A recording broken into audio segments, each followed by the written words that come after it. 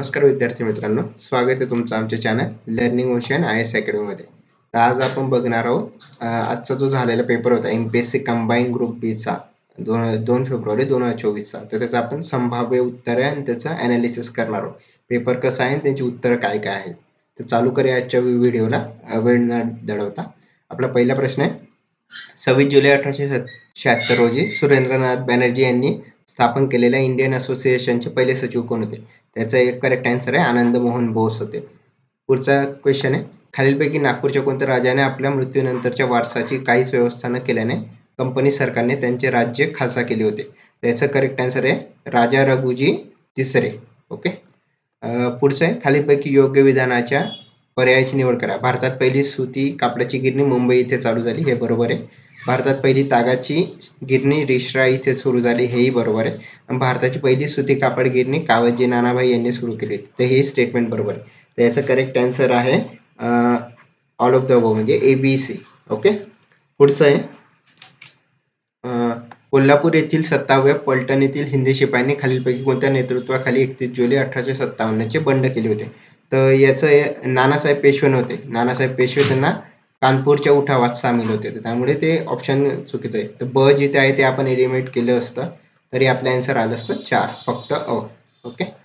पुढचं क्वेश्चन आहे, झाशीची राणी म्हणजे सर्व बंडखोरातील एकमेव पुरुष होते, हे विधान खालीलपैकी कोणी केले होते? तर हे ह्यूज रोस यांचं म्हणजे ते स्टेटमेंट होतं. ओके. नेक्स्ट आहे, 27 जुलै 1889 रोजी लंडन येथे राष्ट्रीय काँग्रेसच्या ब्रिटिश इंडिया कमिटीच्या स्थापनेमध्ये खालीलपैकी कोणत्या व्यक्ती संबंधित होत्या? तर याचं होतं वेडरबर्न आणि हे होते, ॲलन ह्यूम पण होते, डिग्बी पण होते, दादाभाई नौरोजी, WC बॅनर्जी पण होते. त्याचं होतं BCD. ओके. बकड. ॲलन ह्यूम वगैरे त्याचे प्रेसिडेंट झाले होते, सॉरी ॲलन ह्यूम होते, वेडरबर्न त्याचे प्रेसिडेंट होते आणि हे जे डिग्बी वगैरे होते त्याचे सचिव झाले होते ते. ओके. नेक्स्ट आहे, 1909 मध्ये कामगार हितवर्धक सभा या संघटनेची स्थापना करून कामगारांना शिक्षण, कायदेशीर सल्ला देण्याचे काम खालीलपैकी कोणत्या व्यक्तीने केले होते? त्याचं करेक्ट आन्सर आहे तालचेर होते. ओके. सीताराम बोले होते, भिवाजी नरे होते. अ-ब-ड. ओके. अ-ब-ड. तिसरं त्याचं आन्सर आहे बरोबर. हरिहर सोनुले नव्हते त्याचे. आपल्या होम रूल म्हणजे आपल्या देशाचा कारभार प्राप्त करून घेणे. ब स्वराज्य प्राप्त करून घेणे. क इंग्रजांच्या जोखडातून मुक्त होणे आणि ड स्वशासनास प्रतिकार करणे. त्याच्यातलं जे क ऑप्शन होता इंग्रजांच्या जोखडातून मुक्त होणे, हे स्टेटमेंट चुकीचं आहे. होम रूलचा तो अर्थ कधीच नव्हता, तर क वाला आपण एलिमिनेट केलं असतं. ओके. तर करेक्ट आन्सर होतं फक्त ब. ओके. स्वराज्य प्राप्त करून घेणे. ओके. पुढचं आहे, सती प्रथेबद्दल शास्त्रांच्या संमतीने केलेला खून असे खालीलपैकी कोणी म्हटले होते? तर ते स्टेटमेंट होतं राजा राममोहन राय यांचं. त्यांनी सती प्रथेला खूप अपोज केलं होतं आणि त्यांच्या प्रयत्नांमुळे 1829 ला सती ऍक्ट पण आला होता, सती बॅन ऍक्ट. ओके. त्याचा करेक्ट आन्सर आहे राजा राममोहन राय. पुढचं आहे, जोड्या लावा होते, काही ऑर्गनायझेशन दिले आणि त्यांचं एस्टॅब्लिशमेंट इयर होतं. तर प्रार्थना समाज 1867 ला स्थापन झाला होता, सत्यशोधक समाज 1873 ला, सार्वजनिक सभा 1870 ला आणि आर्य समाज 1875 ला. तर याचं ऑप्शन होतं अचं 3. ओके. बचं 2 होतं. ओके. तर हे फर्स्टच होतं, सॉरी बचं 4 होतं, 2 नाही, बचं 4 होतं. ओके. तर हे तिसरं ऑप्शन आहे त्याचं करेक्ट. ओके. अचं 3, बचं 4, कचं 1 आणि डचं 2. बरोबर, तिसरं ऑप्शन आहे त्याचं. नेक्स्ट आहे, नेक्स्ट क्वेश्चन, कोणत्या 2 नद्या दरम्यानचा प्रदेशाला पंजाब हिमालय म्हणतात? त्याचं करेक्ट आन्सर आहे इंडस आणि सतलज. जे सिंधू आणि सतलज नदी, त्याच्या सिंधू नदी आणि सतलज नदी इकडे अशी वाहते पंजाब साईडला, तर त्याच्या दरम्यान जो पट्टा येतो त्याला पंजाब हिमालय म्हटलं जातं. ओके. तर याचं करेक्ट आन्सर होतं ऑप्शन 1 इंडस अँड सतलज.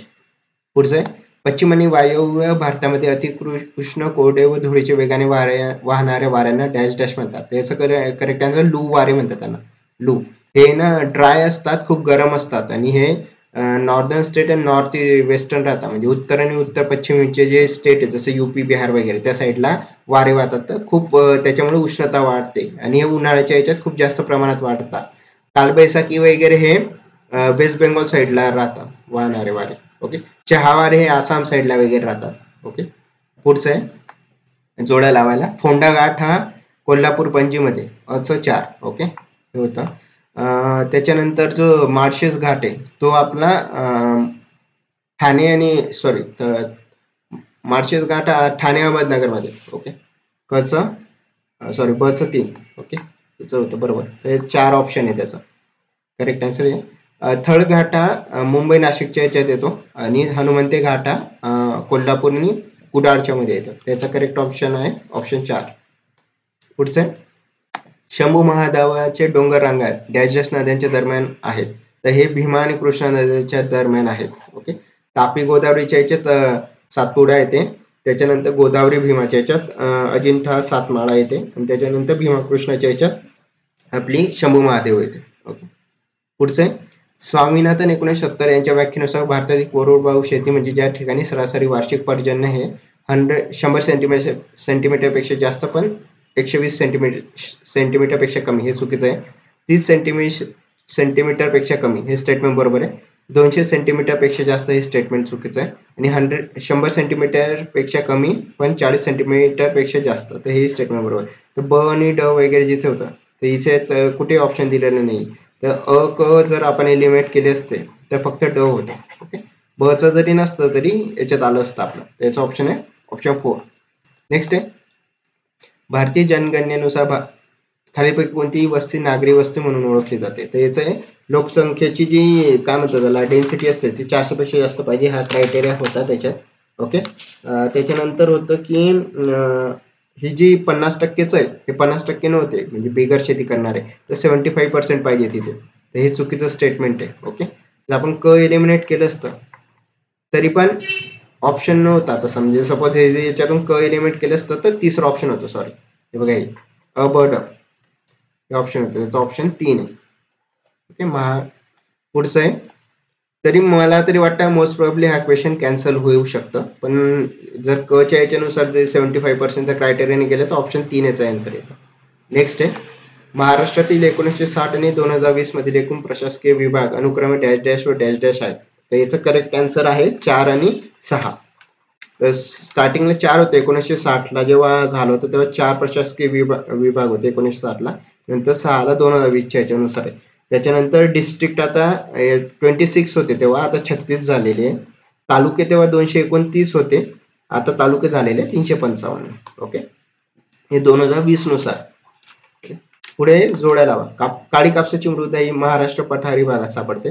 जांभी मृदा ही कोकण रिजन मध्ये सापडते. कोकण म्हणजे रत्नागिरी सिंधुदुर्ग आहे. तर तिकडे ही मृदा सापडण्याचं कारण म्हणजे जास्त पाऊस वगैरे पडतो त्यामुळे न्यूट्रिएंट्स त्याच्यातून वाहून जातात.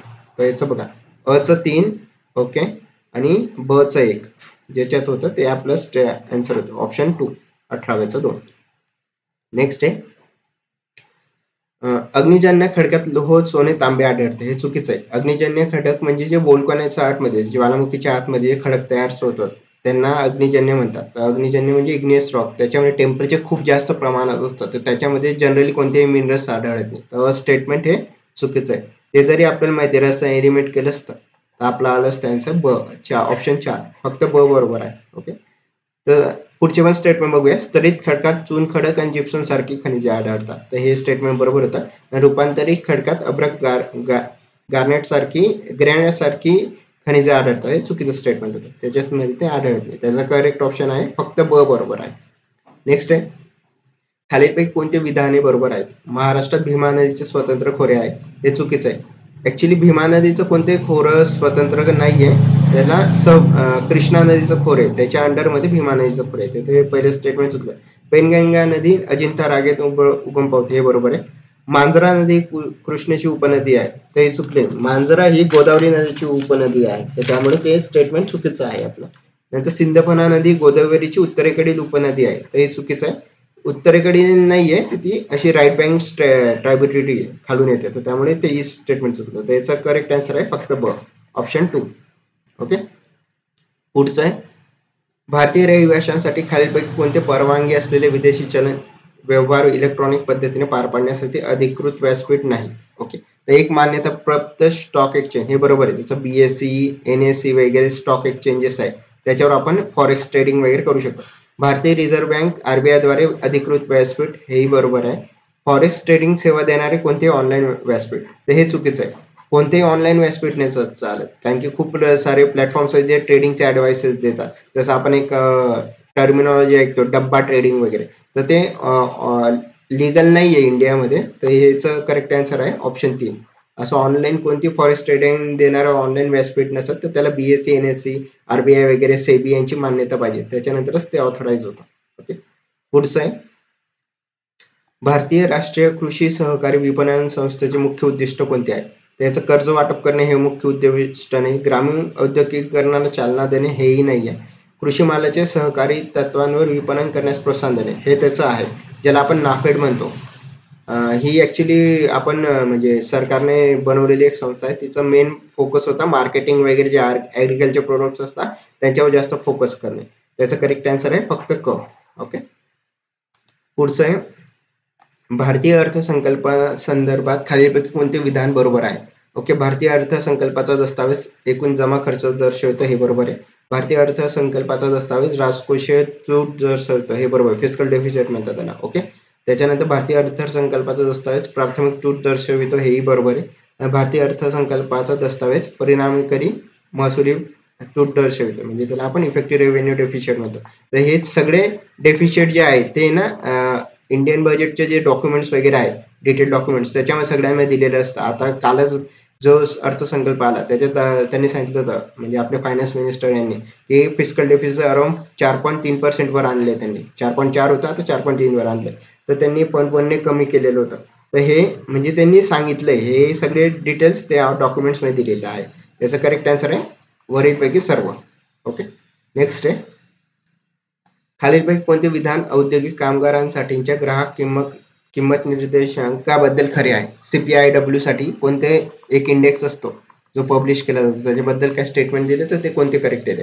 हे भारतातील सर्व कामगारांना लागू होते, मग त्यांचे कार्यक्षेत्र कोणते असो, हे चुकीचं आहे. हे फक्त मॅन्युअल लेबर्सला लागू होतं, बाकीचे लेबर्स वगैरे ते त्याच्यात येत नाही. केवळ किमान वेतन निश्चित करण्यासाठी हे वापरले जाते, तर हेही चुकले. फक्त सोडली मिनिमम वेजसाठी त्याला वापरलं नाही जात. ओके, नेक्स्ट आहे it is based on fix basket of goods and services which never changes. तर आता हे जे स्टेटमेंट आहे हे चुकीचं आहे. Fix basket of goods and services असतात, पण त्याच्यातले जे रेट ऑफ बेस इयर वगैरे जेव्हा चेंज होतात तर त्याच्यात बास्केट ऑफ गुड्स चेंजेस होतात, त्याच्यात काही ॲडिशन्स होते, काही काढले पण जातात, काही ॲड पण केले जातात. तर हे स्टेटमेंट चुकीचं होतं. ओके, तर राहिलं फक्त आपलं लास्टचं statement, it helps to ensure that industrial worker receive fair wages and maintain a decent standard of living. तर हे स्टेटमेंट बरोबर आहे. याचं करेक्ट ऑप्शन आहे ऑनली डी.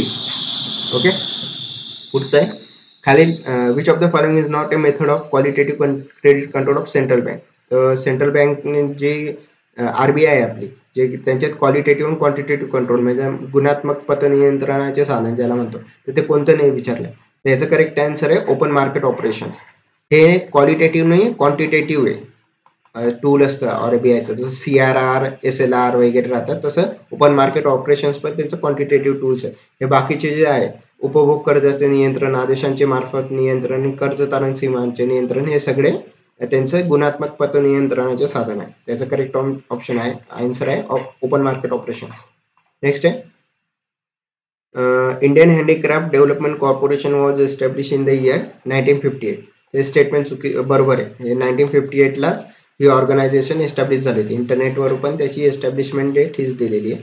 आणि PM विश्वकर्मा कौशल सन्मान scheme is central government sponsored scheme. तर हेच बरोबर आहे. जे आत्ता एक आणली होती PM विश्वकर्मा योजना ज्याला म्हटलं जातं, तर ती एक सेंट्रली स्पॉन्सर स्कीम होती, जे औद्योगिक जे लहान कामगार होते त्यांचा कौशल्य विकास करण्याकरता. तर हे दोघं स्टेटमेंट बरोबर होतं. याचं करेक्ट आहे A and B are correct. Okay, next आहे हरित क्रांती ही अन्नधान्य उत्पादनाबद्दल होती. निळी क्रांती मत्स्य उत्पादनाबरोबर होती. अचं 3. ओके, एक जरी आलं असतं तरी तुमचं आन्सर आलं असतं. ओके, तिसरा आन्सर आहे याचा. नेक्स्ट आहे the constitution of India defines union budget under the article. तर त्याचं करेक्ट आन्सर आहे आर्टिकल 112. याला बजेट कुठेही म्हटलेलं नाही, त्याला अॅन्युअल फायनान्शियल स्टेटमेंट म्हटलेलं आहे आपल्या कॉन्स्टिट्यूशन मध्ये. ओके, अॅन्युअल फायनान्शियल स्टेटमेंट म्हटलेलं आहे. आणि आर्टिकल 1110 ने डेफिनेशन ऑफ मनी बिल दिलेलं आहे, एक आर्टिकल आहे. ओके, ते त्याचं आहे. आणि 108 ने जॉईंट सिटिंग ऑफ 2 हाऊसेस दिलेली. ओके, नेक्स्ट आहे gross domestic product does not include the income earn by the nationals outside country. आता हे बरोबर आहे. जे GDP असतो तो फक्त आपल्या त्या देशाची जी भौगोलिक बाउंड्री आहे त्याच्यामध्ये जे जे लोक आहेत त्यांनी जेवढे इन्कम अर्न केले त्याच्याशी रिलेटेड राहतो. बाहेरच्या देशात जे कोणी अर्न करत असतील त्याच्याशी ते रिलेट नसत, त्याचं ते काउंटिंग नाही घेत. Okay, GDP does include the income earn by the national outside the country, हे चुकीचं आहे. याचं करेक्ट ऑप्शन होतं ओनली ए. ओके, GNP जेव्हा येतो तेव्हा ते इन्क्लूड केलं जातं. ओके, नेक्स्ट आहे डॅश डॅश मध्ये मानवी गरिबी निर्देशांकाच्या जागी बहुआयामी दारिद्र्य निर्देशांकांची संकल्पना मांडण्यात आली होती. म्हणजे MPI ज्याला म्हणतो, मल्टी डायमेन्शनल पॉवर्टी इंडेक्स, हा 2010च्या HDI मध्ये आला होता. HDI रिपोर्ट होता ना तेव्हा इंट्रोड्यूस केला होता त्याला. याचा करेक्ट आन्सर आहे ऑप्शन 3. ओके, नेक्स्ट आहे net national product is always less than GNP.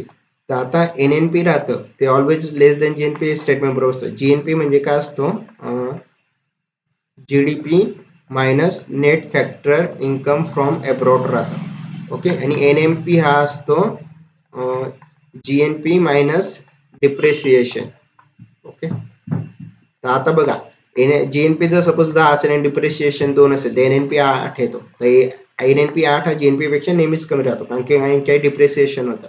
तर हे बरोबर आहे. Okay, gross national product includes depreciation while net national product does not include depreciation, हे स्टेटमेंट चुकीचं आहे. आता मी तुम्हाला फॉर्म्युल्यावरच सांगितलं. तर पहिलं फक्त only A is correct. Okay, next आहे which of the following statement is a correct about India's budget 2023-24. Okay, millets have been address with the name Shri Anna, हे बरोबर आहे. त्यांनी श्री अन्न म्हणून त्यांना ॲड्रेस पण केलेलं आहे मिलेटसाठी. ₹23,000 crore has been provided enhancing Kisan credit facilities. याचं ॲक्च्युली मी सोर्स वगैरे फाइंड आउट केला पण याचं पर्टिक्युलरली एवढी अमाऊंट कुठेही मेन्शन केलेली नाही आहे त्यांनी. हे स्टेटमेंट मला थोडंसं मी सांगू शकत बरोबर आहे की नाही, पण याचं मला कळालं. National life stock mission has been allocated 1000 crore, ते चुकीचं आहे. जवळपास 700 ते 800 करोडच याला अलोकेट झाले होते आणि ते पण व्हेरियस स्कीम थ्रू झालेले होते. त्यामुळे हे स्टेटमेंट चुकीचं होतं, सी स्टेटमेंट. ओके, तर आता आपल्याकडे राहतं ए आणि बी मध्ये. तर आता याचं आय थिंक 1 किंवा 2 असू शकतं. आता आयोग कोणती त्याच्यात कोणतं आन्सर देतं ते बघावं लागेल. पुढचं देऊया. Which of the following are 3 important factors leading to change in the demographic study of India? तर डेमोग्राफिक स्टडी म्हणजे जिथे लोक वगैरे वस्ती करतात, लोकांचं जे मायग्रेशन वगैरे होतं त्याला डेमोग्राफी म्हणतात. म्हणजे किती प्रकारचे लोक आहेत, म्हणजे जे काम करणाऱ्यांची संख्या वगैरे म्हणता येईल. तर त्याच्यामध्ये बर्थ रेट येतो. ओके, त्याच्यानंतर डेथ रेट येतो आणि मायग्रेशन कन्सिडर केलं जातं. त्याच्यात मॅटर्नल मोर्टॅलिटी रेट नाही आहेत. ओके, इन्फंट मोर्टॅलिटी रेट पण नाही आहेत, IMR पण नाही आहेत. ओके, MMR आणि IMR पण नाही आहेत. ओके, त्याचं करेक्ट आहे मायग्रेशन असतो, डेथ रेट असतो आणि बर्थ रेट असतो त्याच्यामध्ये. त्याचं करेक्ट ऑप्शन आहे 33चं ऑप्शन 3. नेक्स्ट आहे state the correct order of the top 5 largest economies richest countries in the world as per IMF data publish in 2004. तर याचं होतं आपल्याला बऱ्यापैकी कन्सिस्टंटच राहिला. USA फर्स्ट आहे, चायना सेकंड आहे, त्याच्यानंतर जर्मनी आहे, मग जापान आहे आणि मग इंडिया आहे. तर असं त्याचा क्रमवारी त्यांनी दिलेली. त्याचा करेक्ट आन्सर आहे ऑप्शन 4. ओके, नेक्स्ट आहे डॉक्टर विजय केळकर समितीचा अहवाल हा डॅश डॅशशी संबंधित आहे. तर याचं करेक्ट आन्सर होतं अप्रत्यक्ष कर विषयक सुधारणा. त्यांनी इनडायरेक्ट टॅक्सेस रिफॉर्म वगैरे त्याच्याशी रिलेटेड आन्सर म्हणजे रिफॉर्म सांगितले होते. त्याचं करेक्ट आन्सर आहे ऑप्शन 2. नेक्स्ट आहे BN गोस्वामी हे खालीलपैकी कोणत्या क्षेत्राशी संबंधित होते. त्यांचं करेक्ट आन्सर आहे कला इतिहास, त्याच्याशी ते रिलेटेड होते BN गोस्वामी. नेक्स्ट आहे लक्षद्वीप संबंधी पुढील विधानांपैकी अयोग्य विधाने कोणती आहे. ओके, लक्षद्वीप म्हणजे मल्याळम आणि संस्कृत भाषांमध्ये लाक्षद्वीप होय. ओके, आकारमानानुसार हा भारताचा दुसऱ्या क्रमांकाचा सर्वात छोटा केंद्रशासित प्रदेश आहे, हे चुकीचं आहे.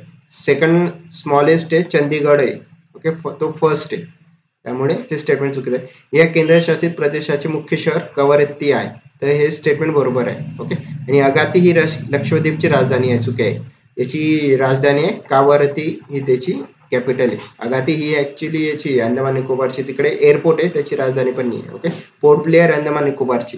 तर त्यामुळे याच्यामध्ये BND चुकीचं होतं, BD मध्ये हे चुकीचं आहे. ओके, लक्षद्वीप म्हणजे मल्याळम संस्कृत मध्ये लाक्षद्वीप होय, हे ऍक्च्युली बरोबर आहे. त्याचं करेक्ट आन्सर आहे फक्त ब अंडर. ओके, नेक्स्ट आहे केंद्र सरकारच्या कोणत्या मंत्रालयाद्वारे संघटन से समृद्धी अभियान चालवले जाते. त्याचं करेक्ट आन्सर आहे ग्रामीण विकास मंत्रालय. याच्या थ्रू हे म्हणजे काय म्हणतात त्याला अभियान चालवले जातं. Okay, ministry of rural development.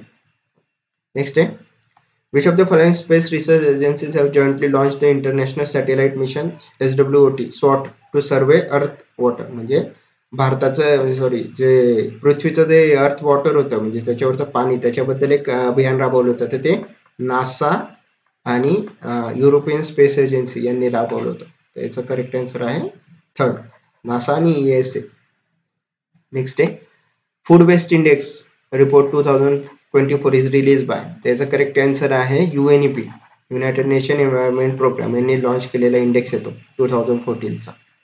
Okay, next आहे who is the author of the book the Indian navy at 75 remaining the voyage. याचं करेक्ट आन्सर आहे कॉमोडोर रणजित राय यांचं हे बुक आहे, त्यांनी लिहिलेलं आहे Indian navy at 75 remaining the voyages.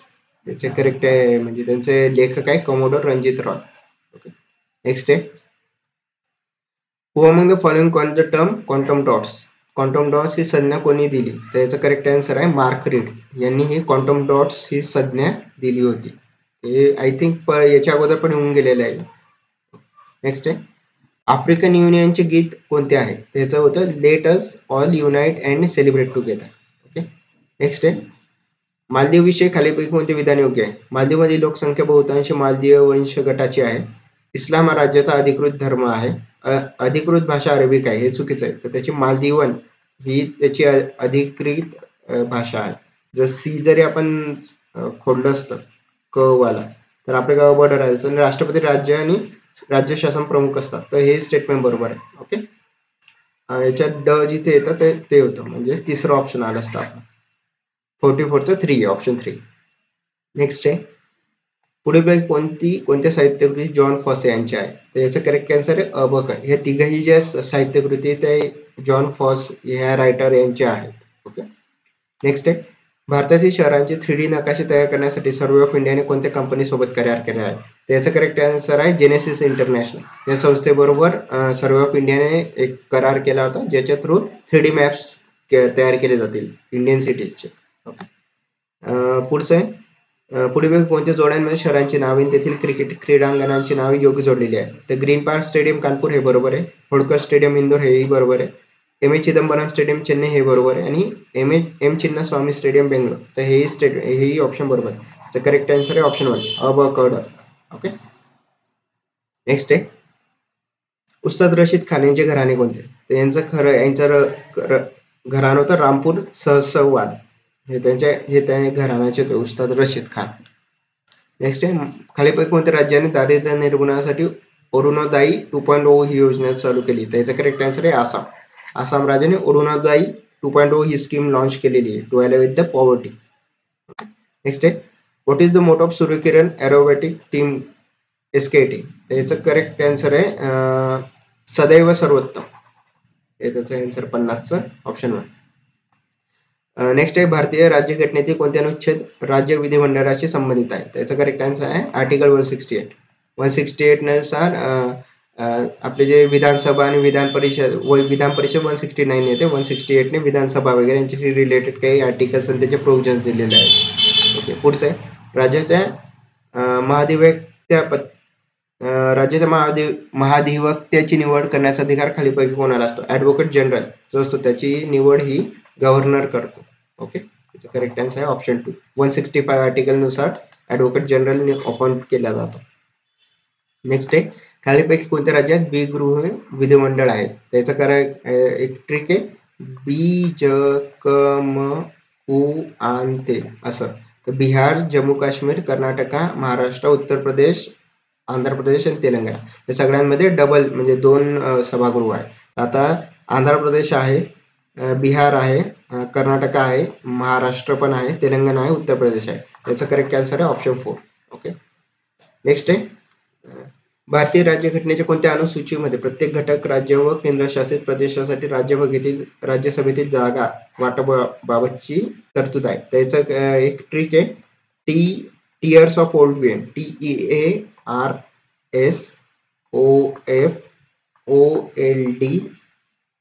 PM. Okay, तर हे 1 2 3 4 5 6 7 8 9 10 11 12 असे आर्टिकल्स आहेत. ते आता टेरिटरी येते, याच्यात एन्व्हायरमेंट अँड अलाउन्सेस येतात, याच्यात अफर्मेशन म्हणजे ओथ वगैरे, ज्या काय म्हणतात त्याला शपथा वगैरे. चौथं शेड्यूल आहे ते राज्यसभेच्या सीटशी रिलेटेड आहे, त्याचं करेक्ट आन्सर आहे चौथी अनुसूची. ओके, एस हे जे ट्रायबल लोक वगैरे त्यांच्याशी रिलेटेड प्रोव्हिजन्स आहे. ओ मध्ये आसाम, मेघालय, त्रिपुरा वगैरे त्यांच्याशी रिलेटेड ट्रायबल प्रोव्हिजन्स आहे. एफ मध्ये फेडरलिस्ट वगैरे येतात. ओ मध्ये अदर जे प्रोव्हिजन्स ते येतात. एल मध्ये 1 2 3 4 5 6 7 8. ओके, 8 मध्ये लँग्वेजेस येतात, सॉरी. एल मध्ये लँड रिफॉर्म्स वगैरे येतात.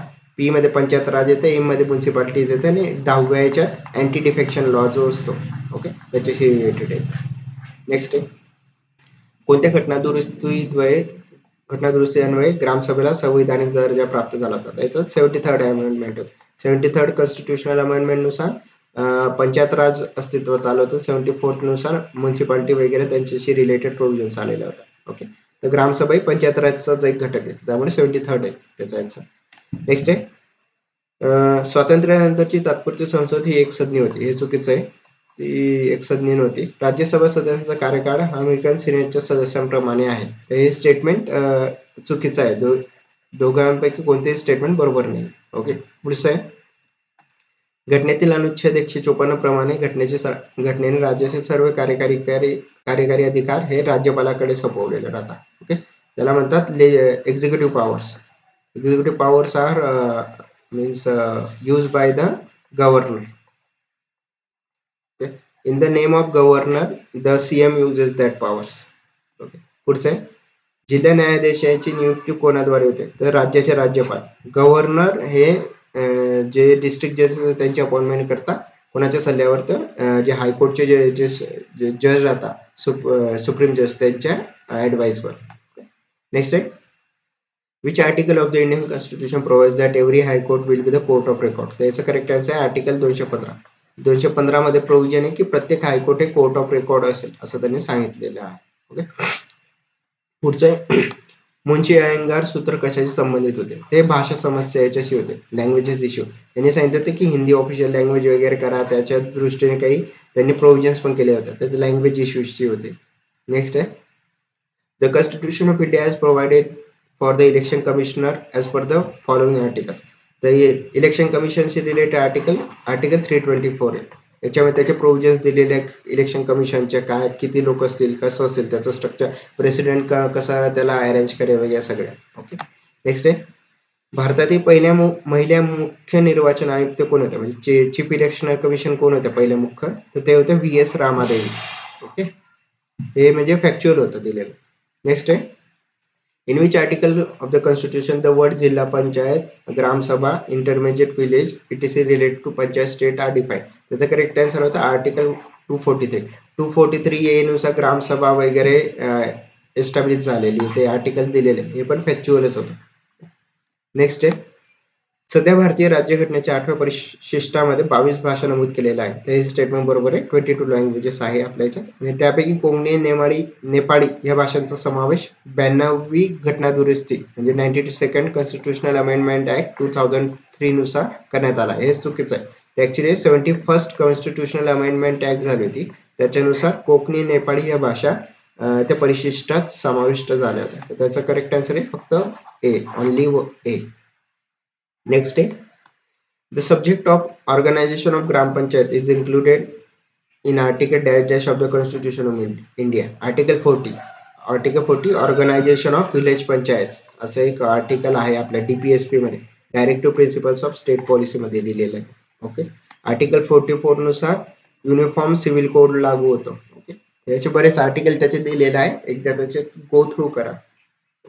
नेक्स्ट आहे, आता हा बघा, हा क्वेश्चन मी सांगितलं, आम्ही जे सायन्सचं एक लेक्चर अपलोड केलं आमच्या अगोदरच्या चॅनलवर, त्याच्यात पूर्ण सायन्सचे क्वेश्चन घेतले. त्याच्यामध्ये मी सांगितलं होतं की हा क्वेश्चन रिपीट होऊ शकतो. त्याच्यात गन मेटलचं मी तुम्हाला सांगितलं होतं, आणि त्यांनी म्हटलं जर्मन सिल्वर करता कोणतं विचारलं होतं, तर मी सांगितलं होतं CNZ होता. नंतर मी हे पण सांगितलं होतं की कॉपर प्लस टीनने हा ब्रॉन्झ ॲनिमल मेटल तयार होतो, आणि कॉपर प्लस Zn ने ब्रास तयार होतो, हा मेटल तयार होतो. ते मी त्या व्हिडिओमध्ये कव्हर पण केलं होतं. ओके, त्याचं करेक्ट आन्सर आहे कॉपर Sn. नेक्स्ट आहे zeolites are use at dash dash in chemical industry. तर ते कॅटॅलिस्ट म्हणून यूज होतात, सब उत्प्रेरक म्हणून. ओके. नेक्स्ट आहे how many grams of hydrogen can be obtained from 2 moles of formaldehyde considering 100% reaction and recovery. Okay. आता बघा हायड्रोजन जे फॉर्मल्डिहाइड आहे त्याचा HCHO असा फॉर्म्युला असतो. याच्यामध्ये 2 हायड्रोजन आहे. जर याचं टोटल आपण काढलं तर हायड्रोजनचा 2 हायड्रोजनचे 2, कार्बनचा 12, ऑक्सिजनचा 16, म्हणजे 16 6 2 8 2 10 30. म्हणजे जर 30 जर फॉर्मल्डिहाइड त्याचं मॉलिक्युलर वेट येतं. त्यांनी काय म्हटले 2 विचारले 2 मोल्स म्हणजे टोटल 60 येतं. तर आता बघा 30 जेव्हा त्याचं वेट असेल त्याच्यामध्ये किती हायड्रोजन असतात 2 असतात 1 2. तर आता जर 60 असेल तर किती होतील 4 होतील बरोबर. तर 4 ग्रॅम आन्सर आहे त्याचं. नेक्स्ट आहे हिरवे शेवाळ. तर हिरवे शेवाळ आहे बघा हे तुम्हाला एक जर माहिती असतं तर स्पायरोगायरा असतं. याला स्पायरोगायरा का बरं म्हटलं तर हिरवे शेवाळमध्ये म्हणजे क्लोरोफिल असतं. क्लोरोफिलने प्लांट्स त्यांचं अन्न वगैरे तयार करतात. तर स्पायरोगायरा हा एक स्वयंपोषी आहे जीव. तर तो स्वतःचं अन्न स्वतः तयार करतो. त्याच्यात हिरवे शेवाळ येतात. तर आपण अचं जर 3 जरी घेतलं असतं तरी आपलं आन्सर आलं असतं ऑप्शन 3. ओके. पुढचं आहे खालीलपैकी कोणत्याला फळ पिकवणारे संप्रेरक म्हणतात. ते बऱ्याचदा असं येऊन गेलेलं आहे. त्याचं करेक्ट आन्सर आहे इथिलीन. इथिलीन हे फ्रूट रायपनिंग हार्मोन म्हणून फेमस आहे. ते यूज पण होतं. 70चं 3 आहे. ओके. नेक्स्ट आहे जोड्या प्लांट डिसिजनिंग कॉझल एजंट होतं. तर black stem rust of wheat हे ऍक्च्युली जे होतं ते बीचं 4 होतं. ओके. तर 3 नव्हतं. ऑप्शन 3 त्याचा आन्सर होतं. ओके. हा बऱ्यापैकी टफ होता. हा जर तुम्ही नसता केला आणि सोडून दिला असता ना तरी काही त्याच्यावर फरक नसता पडला. ओके.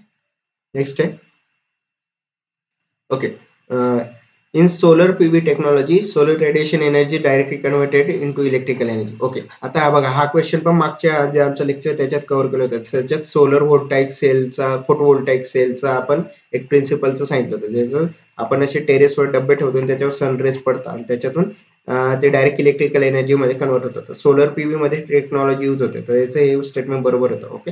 सेकंड होतं solar thermal technology solar radiation energy converted to heat energy. तर हे स्टेटमेंट बरोबर आहे. सोलर थर्मल टेक्नॉलॉजी मध्ये जेव्हा सोलर रेज त्याच्यावर पडतात सन रेज तर ते त्याचं हीट एनर्जी मध्ये कन्व्हर्जन होतं आणि ती हीट एनर्जी आपण युटिलाइज करतो. जसं कुकर वगैरे झाला पदार्थ शिजवण्याकरता वगैरे ही टेक्नॉलॉजी यूज होते. थर्ड आहे biomass material contest nitrogen only. तर हे चुकीचं आहे. बायोमास मटेरियल मध्ये खूप सारे असतात. ऑक्सिजन हायड्रोजन सल्फर असतो SO2 वगैरे असतो नायट्रोजन पण असतो. ते बरेच वायू त्याच्यात असतात. हे स्टेटमेंट चुकीचं होतं. तर पहिले 2 ट्रू आहे सेकंड थर्ड फॉल्स आहे. त्याचं करेक्ट ऑप्शन आहे ऑप्शन 2 हे आन्सर आहे त्याचा. ओके. नेक्स्ट आहे what kind of waves are produced in a cylinder containing liquid by moving a piston back and forth. म्हणजे जर असं सपोज एक कंटेनर आहे त्याच्यामध्ये एक असं पिस्टन आहे छोटंसं आणि त्याच्यामध्ये लिक्विड आहे. तर याला जर आपण असं पुढे मागे केलं तर त्याच्यामध्ये कोणत्या टाईपच्या वेव्स होतील. तर हे अशी एका टाईला जाईल एका साईडला अशी तर ते लॉन्जिट्युडिनल वेव्स होतील म्हणजे अनुतरंग तयार होतील. ट्रान्सव्हर्स वेव्स म्हणजे अशा राहतात ते कधीच तयार होणार नाही फक्त बॅक फोर्थ होते त्याला लॉन्जिट्युडिनल वेव्स म्हणतात. ओके. नेक्स्ट आहे in electromagnetic spectrum what is the wavelength of range of visible light. हा खूप फॅक्च्युअल होता. याचा करेक्ट आन्सर आहे 400 नॅनोमीटर टू 700 नॅनोमीटर ही त्याची व्हिजिबल लाईटची स्पेक्ट्रम वेवलेंथ राहते. नेक्स्ट आहे सस्तन प्राण्यांची लक्षणे खालीलप्रमाणे असतात. अंगावर केस असतात हे बरोबर आहे. हृदयाला 3 कप्पे असतात हे चुकीचं आहे. त्यांचं 4 चेंबर हार्ट असतं म्हणजे 4 कप्पे असतात. जसं आपलं जसं आहे आपल्या हृदयाला कसे 4 राहतात कप्पे इकडे लेफ्ट आर्टिकल वेंट्रियम वगैरे त्या 4 असतात. तर बी चुकीचं होतं. जर बी जरी तुम्ही एलिमिनेट केलं असतं तर 2 राहतात. ओके. काही सस्तन प्राणी अंडी घालतात हे बरोबर आहे. आपल्यामध्ये काही सस्तन प्राणी असे आहेत एक एक्सेप्शनल आहेत 1-2 प्राणी की जे अंडी घालतात. याचा करेक्ट आन्सर आहे ऑप्शन 4. नेक्स्ट आहे the class species include fishes because they are completely adopted to aquatic light हे बरोबर आहे. दे हॅव 3 चेंबर्ड हार्ट हे चुकीचं आहे. त्यांचं 2 चेंबर्ड हार्ट असतं म्हणजे त्यांचं 2च याच्या कप्प्यात राहतं हार्ट. त्यांना 3 नसतात. 3 ऍक्च्युली अँफिबियन आणि जे रेप्टाईल वगैरे राहतात त्यांच्या टाईपमध्ये राहतात. तर हे स्टेटमेंट चुकीचं आहे. बी जर बी जर एलिमिनेट केलं असतं तर राहिलं असतं ACD. They are cold blooded animal हे बरोबर आहे. तर आपलं आन्सर आलं असतं ऑप्शन 3. ओके.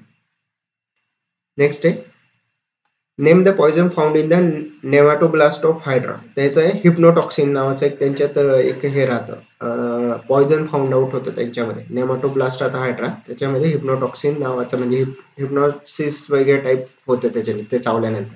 ओके. नेक्स्ट आहे which of the following vaccine is given intradermally. Intradermally म्हणजे त्वचेच्या थरामध्ये देण्यात येतं. त्याचं करेक्ट आन्सर आहे बीसीजी. जी बीसीजी वॅक्सिन असते ती आपल्याला जेव्हा जन्माच्या टायमाला घेतो नंतर पण घेतो तेव्हा ते त्वचेच्या वरच्या इंट्राडर्मली जो लेअर असतो त्याच्यामध्ये दिली जाते. ओके. नेक्स्ट आहे biomedical waste is segregated and safely disposed by using color coded bag. Which color coded bag is used for human anatomical waste? तर हे याचं करेक्ट आन्सर होतं रेड बॅग. जे रेड बॅग असते त्याच्यात ह्युमन जे एक्सक्रेटेरिया वगैरे राहिला नाही तर काही बॉडी पार्ट्स म्हणजे काही आपले जे वेस्ट प्रोडक्ट्स राहतात ह्युमन्सने क्रिएट केलेले ते रेड बॅगने डिनोट केले जातात. ओके. नेक्स्ट आहे the deficiency of protein in diet is responsible for which of the disease. तर याचं आहे क्वॉशॉर्कर. क्वॉशॉर्कर हा मालन्यूट्रिशन डिसीज आहे. मालन्यूट्रिशन म्हणजे न्यूट्रिशनच्या अभावापायी जो डिसीज होतो क्वॉशॉर्कर झाला नंतर ते मूडदूस वगैरे तसे बरेच डिसीजेस आहेत ते ह्या मालन्यूट्रिशनमुळे होतात. ओके. पुढचं आहे if a square tile has a side of 30 centimeter then how many tiles will be required to cover a plot of length 18 meter by 12 meter. Okay. त्याने काय म्हटलंय की अशी एक टाईल आहे तिचं 30 बाय 30 सेंटीमीटरची एक स्क्वेअर टाईल आहे म्हटलेलं. ओके. आणि त्यांनी काय सांगितलं की याच्यामध्ये तुम्हाला किती लागतील टाईल्स. जर असा एक प्लॉट आहे 18 मीटर बाय 12 मीटरचा प्लॉट आहे त्याचे कव्हर करायला किती टाईल्स लागतील. तर आता आपण याचं पहिले हे काढूया एरिया काढूया. 18 लेंथ इंटू ब्रेड असतो आयताचा एरिया त्याचं जर इथे बघा इथे काढलेलंच आहे 18 इंटू 12 316 आहे. ओके. पण हा एक लक्षात ठेवा इथे एक चूक होऊ शकते. इथे 18 मीटर दिलेला आहे आणि 30 सेंटीमीटर दिलाय तर मग आपण 180 बाय 120 घ्या. सॉरी 1 मीटर म्हणजे 100 सेंटीमीटर होता म्हणजे 1800 बाय 1200 येईल. ओके. आणि डिवायडेड बाय 30 बाय 30 त्याचा. ओके. तर मग हे जर केलं आपण बघा हा एक शून्य गेला हा एक गेला हा शून्य 3 18 60 3 चौक 12 40 60 बाय 40 60 बाय 40 जर केले तर 2400 आन्सर येतात 6 चौक 24. ओके. नेक्स्ट आहे ताशी 80 किलोमीटर वेगाने जाणारी 700 मीटर लांबीची एक गाडी एक प्लॅटफॉर्म 72 सेकंदात ओलांडते तर प्लॅटफॉर्मची लांबी किती. ओके. तर हे बघा 700 मीटर जर त्याची हे दिलेली आहे आपल्याला crossing the platform 700 meter plus 72 सेकंद आणि त्याचा 80 किलोमीटर आहे. 80 माईलचा आपल्याला meter per second 5 by 18. Okay. 9 2 18 2 9 18 2 चौक 8. ओके. 9 1 9 9 चौक 9 9 7 9 7 9 8 72. आता हे बघा 5 चौक 20 200 मल्टिप्लाय बाय 8 हे 5 चौक 20 म्हणजे 200 मल्टिप्लाय 8 1600 झाले. हे 700 plus X is equal to 1600. तर एक्स इज इक्वल टू 1600 मधून 700 गेले तर 1600 मधून 700 गेले तर 900 उरतात. 9 आणि 7 16. हे करेक्ट आन्सर आहे 900 मीटर. नेक्स्ट आहे a train starts from a station A with some passengers. At station B, 50% of passengers get down, 25 new gets in. At station C, 40% of the passengers present in the train get down and 40 new get in. Okay. Now the number of passengers present in train is 40% of those boarded at station A. How many passengers got down at station B? Okay. याचं तुम्ही bye formula पण करू शकले असते नाही तर direct जर तुम्ही व्हॅल्यूज घेतल्या असतात टोटल नंबरच्या त्यांनी काय म्हटलंय त्यांनी काय विचारले how many passengers got down at B तर 275 जर मी घेतलं असतं डायरेक्ट इकडनं आणि बी म्हणजे 50% पॅसेंजर्स 50% ऑफ टोटलच्या 275 होता म्हणजे 50 दुने 100 5 दुने 10 7 दुने 14 आणि 15 किती 5 550 टोटल पॅसेंजर्स होते. ओके. आता आपण टॅली करून बघू आपल्या आन्सर बरोबर येतं की बघा त्याने जर टोटल पॅसेंजर 550 होते त्याने काय म्हटलं at station B 50% of the passenger get down म्हणजे 275 50% मधून 550 मधून 275 गेले तर 275 उरले आणि 25 अजून ऍड झाले 5 5 10 7 आणि 8 आणि 2 10 300 टोटल झाले. At station 3 C 40% of the passengers present in the train get down याच्यापैकी 40% खाली उतरून गेले. ओके. तर 4 1 4 4 12 120 300 मधून 120 गेल्यावर राहतात, 10तून 2 गेला, 3तून 2 गेले, 180 राहतात. Okay. 40% of the passenger present in the train get down, 40% get in, आणि प्लस 40 चढले, 180 प्लस 40 झाले 220. ओके, टोटल 220 झाले लास्ट मध्ये.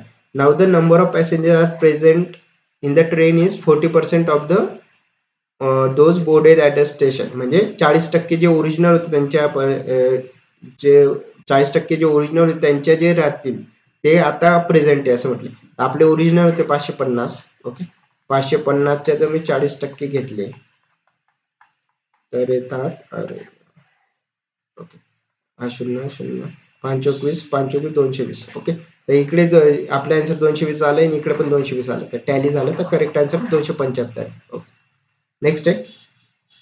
ओके, हे तर इझी होतं. 3.49चा स्क्वेअर मायनस 0.51चा स्क्वेअर. म्हणजे बघा, ए असं तुम्ही मायने केलंच ना, ए स्क्वेअर मायनस बी स्क्वेअर असं, तर कसं करता येईल, ए मायनस बी ए प्लस बी असं करता येतं त्याला.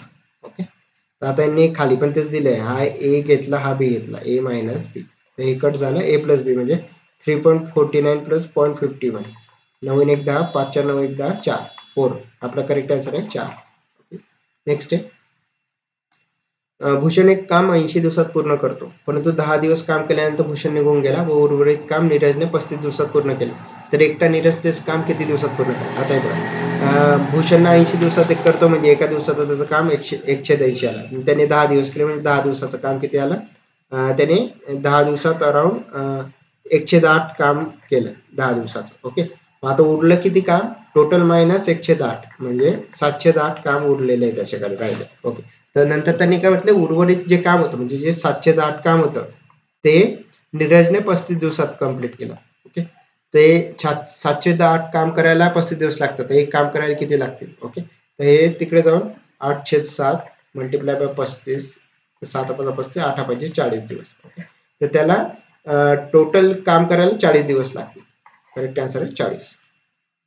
नेक्स्ट आहे, 5 वर्षापूर्वी रेखा व नेहाचे वय सरासरी वय 34 होते. म्हणजे रेखा -5 प्लस नेहा -5 डिवायडेड बाय 2, सरासरी म्हटले ना, दोन व्यक्ती, त्यामुळे 2 ने डिवाइड केले, इज इक्वल टू 34 होते. तर r plus n -10 is equal to 34, 4 2 8 3 2 6, म्हणजे r रेखा प्लस नेहाचं टोटल येईल 78. हे पहिले इक्वेशन आलं तुमचं. नेक्स्ट होतं, आज रेखा नेहा नीरज चे सरासरी वय 33 आहे. म्हणजे रेखा नेहा प्लस नीरज यांचे सरासरी म्हणजे डिवायडेड बाय 33 आहे. त्यामुळे टोटल वय किती येईल? आर प्लस नेहा प्लस नीरजचं 99 हे सेकंड इक्वेशन आहे. ओके, आपल्याकडे रेखा प्लस नेहाचं 78 दिलं, रेखा प्लस नेहा 78 म्हणजे 99 मायनस 78 गेल्यावर 9 तो 8 गेले 1 7 2 1, तर नीरजचं येतं वय 21 प्रेझेंट वय. आणि त्यांनी काय म्हटलंय, नीरजचं 10 वर्षानंतरचं किती? तर 21 प्लस 10 31 वय त्याचं येईल. ओके, नेक्स्ट आहे, जर एका कुटुंबाचे मासिक उत्पन्न 40,000 आहे, ओके असेल, तर त्या कुटुंबाने घरभाडे, किराणा माल, प्रवासावर एकूण किती खर्च केला हे खालील वर्तुळाकृतीचे अवलोकन करून काढा. ओके, आता हे बघा, कोणत्याही सर्कलचं पूर्ण अँगल 360 डिग्री असतो, बरोबर. तर त्यांनी काय सांगितलंय की 360 डिग्री हा आपला 40,000 आहे, त्यांनी सांगितलं, टोटल दिलेलं आहे ना त्यांनी. ओके, आणि त्यांनी काय म्हटलंय, घरभाडे, किराणा माल व प्रवास. घरभाडे 110% आहे, किराणा 90% आहे, ओके, आणि प्रवासावर 70%, म्हणजे 9 1 10 7 17 1 270. जर 360 डिग्री म्हणजे 40,000 असेल, तर 270 डिग्री म्हणजे किती हे काढूया. 0 गेला, 9 चौक 36, 9 त्रिक 27, 4 1 4, इकडे 10,000. ओके, म्हणजे टोटली जर इकडे मल्टिप्लाय केले तर 30,000, त्याचा आन्सर 30,000 येतो. ओके, नेक्स्ट आहे, a sells an article to be at a profit of 10%. म्हणजे सपोज जर त्याची कॉस्ट प्राइस 100 होती, तर एने 10% प्रॉफिटने विकलं, तर 100च्या 10% म्हणजे 10 रुपये होता, 110 रुपयाला बी ला विकलं. Okay, B sells an article back to A at a loss of 10%. तर त्याने बी ने हे 110 ला विकत घेतलं होतं आणि याच्यावर 10% लॉसने विकलं. 10% लॉस म्हणजे 11 रुपये कमी आहे याच्याने, म्हणजे त्याने जवळपास 99 रुपयाला ए ला विकलं. तर त्यांनी काय विचारलंय, what happen in the transaction. आता बघा 110 मायनस 111 सॉरी 111 मायनस 99, 9 10 11, 11तून 10 गेले 1, ओके हा 0, किती वर जायचं जवळपास 11 डिवायडेड बाय 100, ओरिजिनल प्राइस 100 होती इंटू 100, तर त्याला काय झालं, अचा 11% नफा झाला इथे, कारण की ए ला जास्त प्रॉफिट झाला. ओके सर पुढे समीरने एकूण 360 एकूण okay Sameer purchase some apples for a total cost of 360 rupees. If had he got discount of 3 on each apple, then he could have purchased 25% more apples. How many apples did Samir buy originally buy? Okay, तर आता हे बघा, जर direct पण केलं असतं, जर suppose Sameer purchase some apples, मी 24 ऍपल्स घेतले, सपोज त्याने 24 ऍपल्स विकत घेतले 360 रुपयाला. Okay, if he had got discount of 3 rupees on each apple, 360 ला जर 24 घेतले तर एक ऍपल कितीला, 24 17 12 18 6 बेसक 12 ना, ओके बेनम 18, 3 दुने 6, 3 त्रिक 9, म्हणजे एक ऍपल जवळपास त्याला 15 रुपयाला पडला. ओके, तर त्यांनी काय म्हटलंय, जर त्याला प्रत्येक ऍपल मागे 3 रुपयाचा डिस्काउंट भेटला असतं, म्हणजे पहिले जे 15 रुपयाला भेटले होते नंतर त्याने 12 रुपयाला भेटला असतं, 3 रुपयाचा डिस्काउंट भेटला असता, then he could have purchase 25% more apple. तर 24च्या 25% म्हणजे किती येतात बघा, 25 चौक 100, 6 ऍपल जास्त, म्हणजे टोटल 30 खरेदी करू शकला असता तो. तर त्याने ओरिजिनली किती बाय केले असं विचारलंय. तर हे बघा 24 त्याने केले होते, त्याने 15चे 12 घेतले. आता 12 रुपयानुसार जर घेतलं मी तर किती येतं त्याचे, 12 गुणिले याचं टोटल प्राइसिंग बघा 360च्या याचं एक ऍपल 15ला पडलं, एक 12ला जर घेतलं तर 360 डिवायडेड बाय 12, 12 12 36, 30 आले.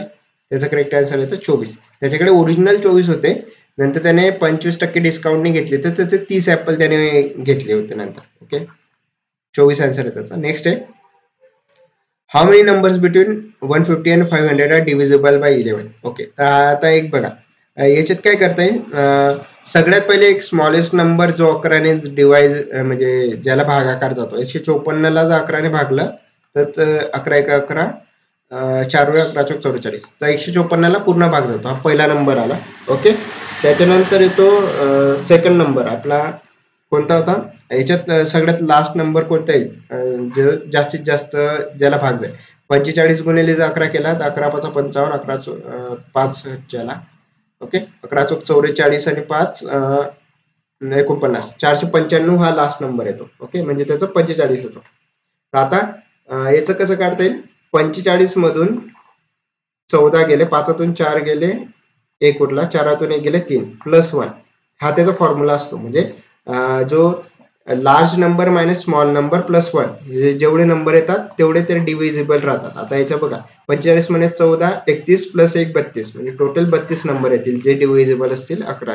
ओके, नेक्स्ट आहे हे असं दिलेलं आहे 15 3 10 5 आणि 5. ओके, त्यांनी काय म्हटलंय, जर प्लस म्हणजे मायनस असेल, म्हणजे प्लस म्हणजे मायनस असेल, ओके, मायनस म्हणजे गुणाकार असेल, इथे मायनस होतं तर तो गुणाकार आला. ओके, त्याच्यानंतर गुणाकारला काय म्हटलंय, भागिले. ओके, हे भागिले आला आणि लास्ट मध्ये भागिले असेल तर प्लस म्हटलंय. ओके, तर हे फायनल इक्वेशन आला, याला सॉल्व्ह करायचं. तर नेहमी पहिले भागाकार करायचा असतो. 10 डिवायडेड बाय 5 म्हणजे 2 आले, नंतर मल्टिप्लिकेशन 15 त्रिक 45 + 5, 45 + 5 50, 50 मधून 2 गेले 48. ओके, त्याचा करेक्ट आन्सर आहे 48. Next question, in a certain code language break through is written as, असं लिहिलं जातं. तर म्हटलंय how distribution written in that language. Okay, त्याचा जर आपण 2-2चा ग्रुप केला, ओके, याला 1 दिला, याला 2, याला 3, याला 4, याला 5 आणि हे 2 याला 6, असं त्यांनी नंबर देऊन केलंय. म्हणजे सॉरी, याला नंबर घेऊ 1 2 3 4 5 आणि 6 असेल. आता त्यांनी काय ईएचा ग्रुप कोणता आहे, पहिले 2 घेतला. ओके, त्याच्यानंतर ओयू म्हणजे 5. ओके, त्याच्यानंतर एचआरचा कुठे ग्रुप, हा एचआरचा 4 आहे. ओके. त्याच्यानंतर बी आर म्हणजे हा पहिला. ओके. त्याच्यानंतर येतो जी एच म्हणजे 6 आणि केटी म्हणजे 3. तर ह्या नंबरमध्ये त्यांनी त्याला हे केलंय, रिअरेंज केलंय. तर आता बघा डिस्ट्रीब्युशनला पण तसंच हे करा, 2-2च्या ह्याच्यात 1 2 3 4 5 6 1 2 3 4 5 आणि 6 असं करा. आणि या ह्याच्यातले 2 पहिले येईल ST, नंतर 5 ला TI. ओके. त्याच्यानंतर 4 म्हणजे BU. ओके. 1 म्हणजे DI. ओके. 6 म्हणजे ON. ओके. आणि 3 म्हणजे RI. ओके. तर STI हा येईल त्याचा तिसरा. STI BU DI.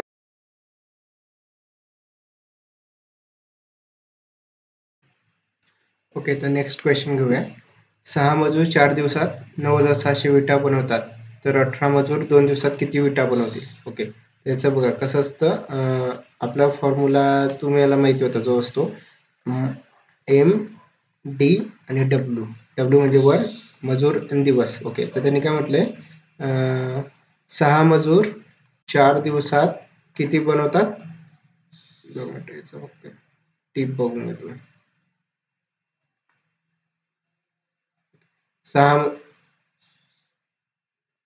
6 मजूर 4 दिवसात 9,600 बनवतात.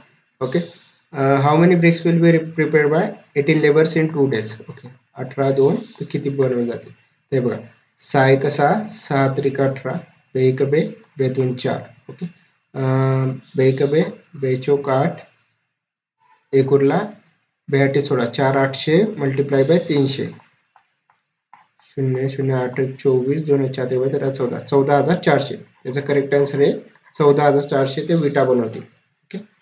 पुढचं आहे, a train running at a speed of 54 km/h crosses a telegraph pole at 9 second. Okay. तर 54 km/h जाणारी ट्रेन एका पोलला 9 सेकंदात क्रॉस करते. तर लेंथ ऑफ ट्रेन विचारले, तर आपल्याला माहिती velocity is equal to distance by time असतं. ओके. तर त्यांनी व्हेलॉसिटी दिली 54 km/h. याला मीटर पर सेकंड मध्ये करण्याकरता 5/18 ने करणार. ओके.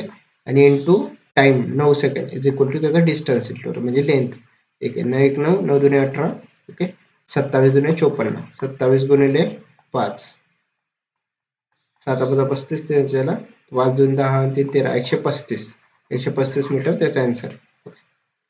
पुढचे, रोहन रामूचा मुलगा आहे. रामूच्या बाबांनी रोहनला शाळेतून घेतले. ओके. रोहन हा रामूचा मुलगा आहे. ओके. हा सन आहे, हा फादर आहे. ओके. त्याच्यानंतर रोहनला शाळेत गेले ते सचिन काकांच्या घरी गेले. सचिन हा अंकल आहे. ओके. सचिनच्या घरी गेले. सचिनची पत्नी रोहनच्या आईची बहीण आहे. सचिनची ही वाईफ ही रोहनच्या आईची बहीण आहे. म्हणजे रोहनची आई आहे ती काय म्हणतात मदर ही त्याची, ह्या दोघी बहिणी म्हणजे बहिणीचा नवऱ्या म्हणजे काय म्हणता येईल त्याला, बहिणीची बहिणी नवऱ्याची म्हणजे मेहुणी लागते. ओके. याचा करेक्ट आन्सर सी आहे. पुढचा आहे, ABCD E आणि F ह्या 6 विद्यार्थ्यांनी गणित व विज्ञानाच्या स्वयंमूल्य मापन चाचणीत सहभाग घेतला. ओके.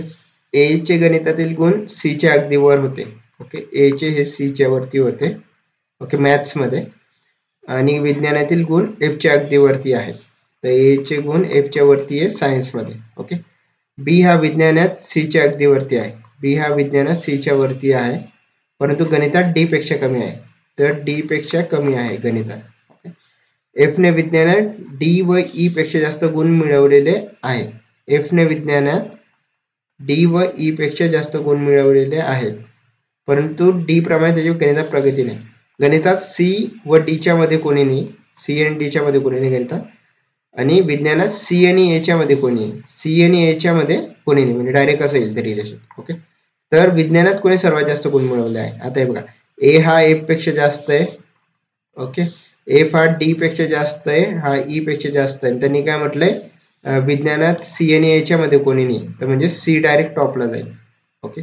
सॉरी, सी आणि ए च्या मध्ये कोणी नाही असं आलं. आणि मग राहिलं कोणतं, बी. फक्त बी हा सी पेक्षा ग्रेटर दिलेला आहे ना, याचा येईल BCAFD येईल. तर सगळ्यात टॉपचे गुण मिळाले बी ला.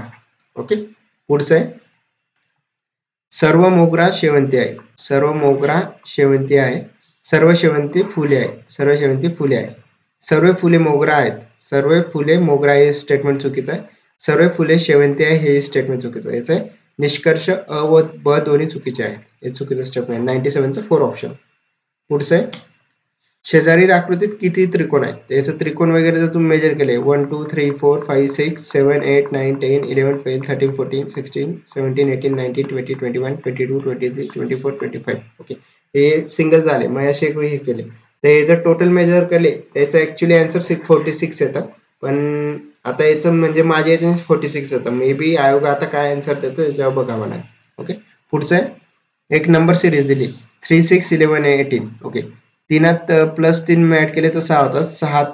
5 ऍड केले तर 11 होता. 11 मध्ये 7 ऍड केले 18 होतात. आणि 18 मध्ये 9 ऍड केले तर 27 होती. ऍक्च्युअल आन्सर आहे 27. पुढचं घेऊया. अमर त्याच्या घरापासून पश्चिमेकडे शाळेकडे 4 किलोमीटर चालत गेला. म्हणजे इकडनं चालू केलं त्याने पश्चिमेकडे 4 किलोमीटर चालत गेला आणि त्यातून 2 किलोमीटर उत्तरेकडे बँकेत गेला. इकडे 2 किलोमीटर गेला. ओके, व बँकेतून पैसे घेतल्यानंतर अमर पूर्वेकडे 4 किलोमीटर अंतरावर असलेल्या भरतच्या घरी गेला. म्हणजे इकडनं 4 किलोमीटर चालत गेला इथपर्यंत. ओके, तर तो आणि त्याचे घर यामधील अंतर किती. तर हे टोटल डिस्टन्स येईल अराउंड 2 किलोमीटर येतात. याचा आन्सर आहे 2. ओके, करेक्ट आन्सर आहे 2.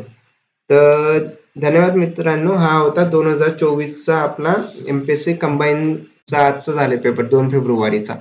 तर असे आम्ही आता तुम्हाला जसं सांगितलं सायन्सचे बरेच क्वेश्चन आम्ही काल जो व्हिडिओ अपलोड केला होता त्याच्यातून आलो होतो. जे तुम्हाला गन मेटलचं सांगितलं, टीन झालं, ब्रास, ब्रॉन्झ वगैरेसाठी कोणतं येतं तर ते झालं होतं.